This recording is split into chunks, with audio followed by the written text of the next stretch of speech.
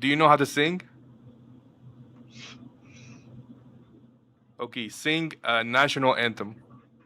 I'll sing Ave Maria for you. Okay. Hold Do on, it. I gotta put it on. Do I don't it. even know. You know what I'm just like?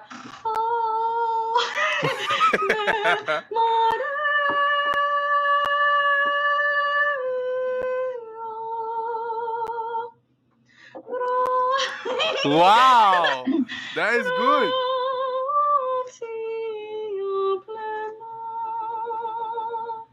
That's all I got. Continue. Don't stop.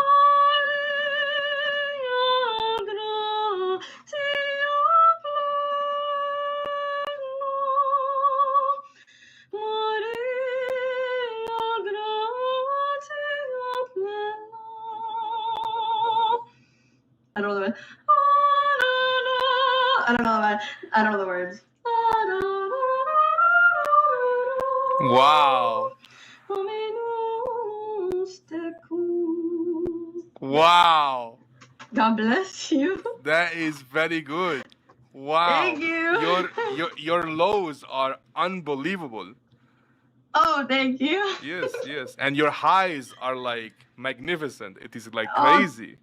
Oh, God bless you. Wow. Yes. I Thank can you. tell from just short clip. I can tell. Oh, I don't. I sing Okay. to myself. Can you try like a hip hop song or something good, something like modern? Okay, what do you want? What song do you know that is very Whoa, good?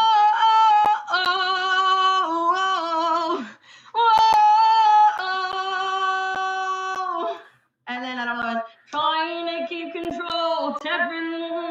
Hold on. Looking in a zone, I just want you alone. My guessing game is strong. I keep me to be wrong. Caught up in your show, but at least now I know it wasn't long. I don't know the words. Okay. It wasn't long.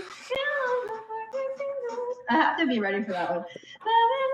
I got nervous. What about? Yeah, it's a different way of singing. Look, I'm blushing. What about New York song by?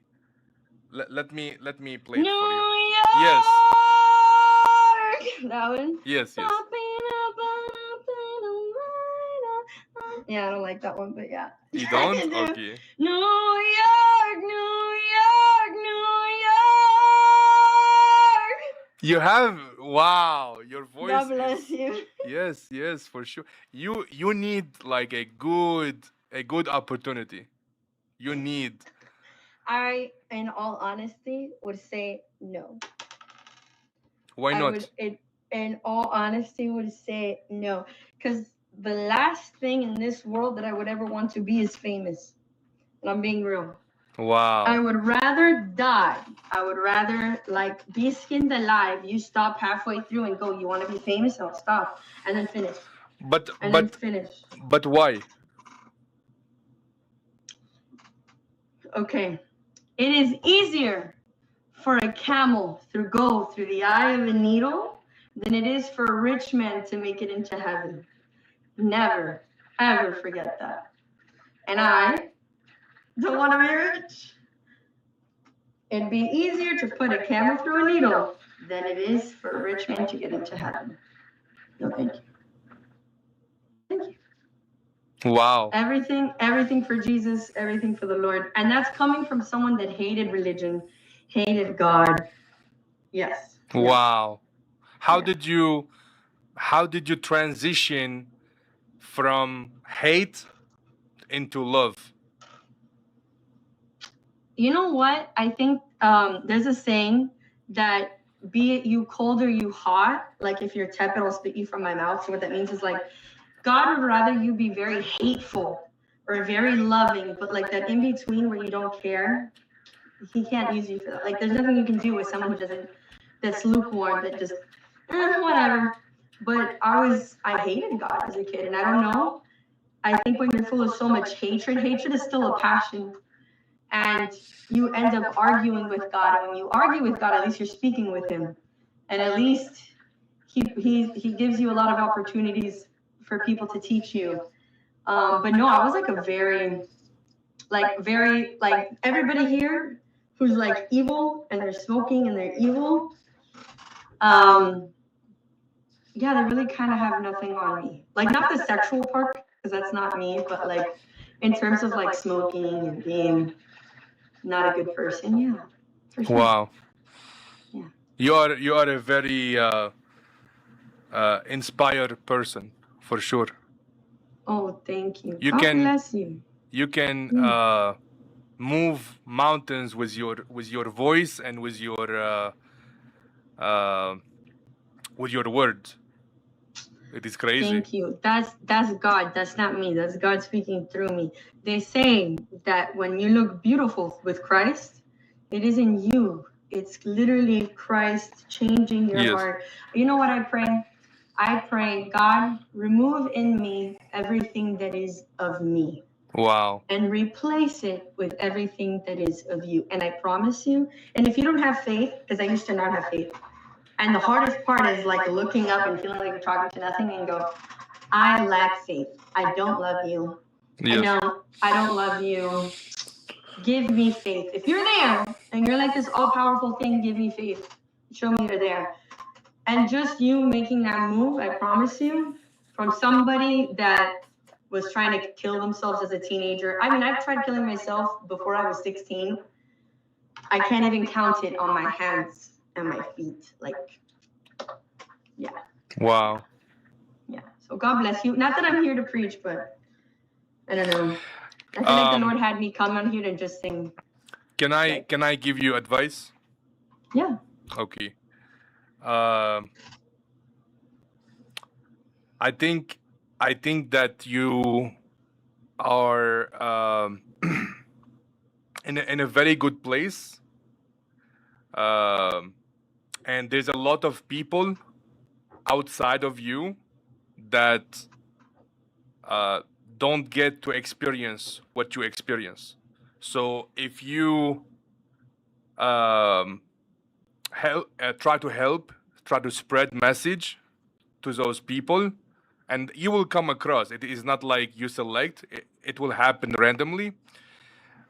I think that you shouldn't be scared to share your message God bless you. Thank you so and much. your experience, because I feel like you don't want for some reason, or there's something holding you back.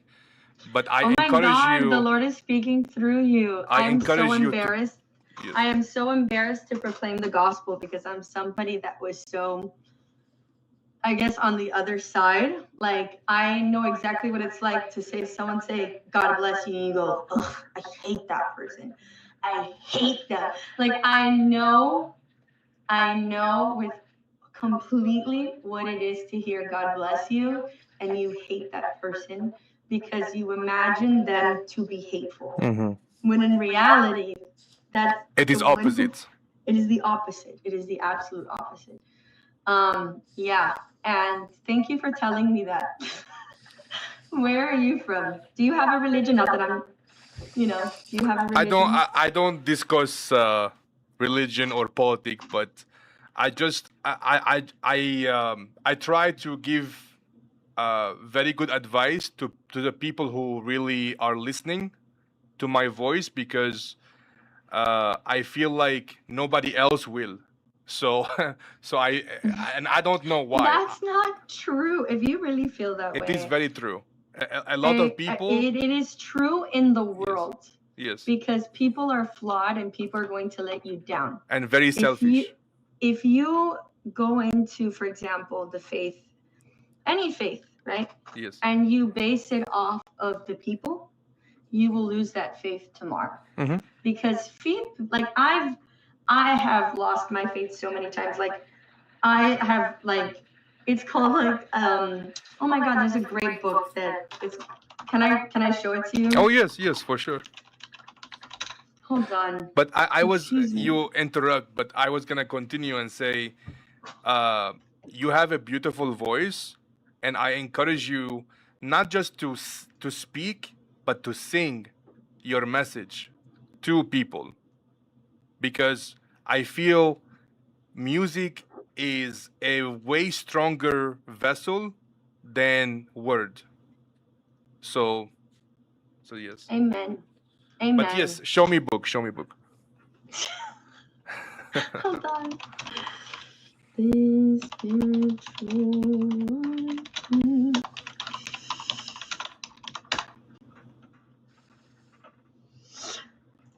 I forgot. You know what? Okay, it's a book about, like, I guess, discernment of spirits, and in it, I don't know why, but it's called, if you can find it, it's called Discernment of Spirits. Okay. Very good book. By Burke, by Dan Burke. Okay. By Dan Burke is the one. And it is so normal in, like, any faith to, like, go through periods where you're, like, deeply consolated and you feel like the Lord is present and you're learning all these lessons, and then all of a sudden you feel completely alone and you're praying and there feels like there's nobody there. I just came out of, like, a 2-year period of desolation where I would pray and I would feel like there was nothing there, because please pray for me. I don't care if you're of the same religion or not. I believe in prayer of all peoples, right? So, like, please pray for me, because I feel that I am meant to be a sister, like a nun. And the last year and a half, I thought that I had failed. I thought I wasn't supposed to be that. The Mother Adela, like the head mother, said, okay, you're ready to write your life story. And then I had an answer to my prayer by the next day. I said yes to the will of God, and the next day I had to put down my dog. And then all this stuff, and for some reason, even though it was a good thing, because I always prayed that she would have her whole life with me, I, for some reason, thought that the Lord was saying I was meant to have children. And I really went through this period of thinking, okay, I'm meant to be a wife. And it was kind of like, not that it's depressing, but it was conforming to what I thought I was supposed to be. And now, also, you can't have debts. I had $14,000. Today, now I have $3,000. Without me realizing it, I was doing the work, but I wasn't feeling the spiritual reward. I was doing the work, but even though God was very present, I felt like I was in a desert. I felt like, wow. Like, I did not feel that there was God. Yes. Like, if I spoke, I was alone. And now that I'm about to start, please pray for me. I'm about to start my job in the emergency room as an RN. Okay, that is when, like, God has, like, come into my life. He's reaffirmed that that's what I'm supposed to do. But that's normal, like that God comes, He shows you things, and He fills you with the Spirit and all these lessons, and then He seemingly, like a parent, abandons you. He leaves you in the room alone, and He looks at you and He sees what you do with that. And it's a test, because you need to understand that every grace, every beauty that you have does not come from you. It comes from God. And when you start to depend and you constantly have God, you start to fill yourself with pride and you go, I'm so good. I feel so great. And so when God removes Himself, He gives you enough strength to deal with it, but you realize who you actually are alone, like, without Him, if that makes any sense. Thank you for listening, though. Oh yes, for sure.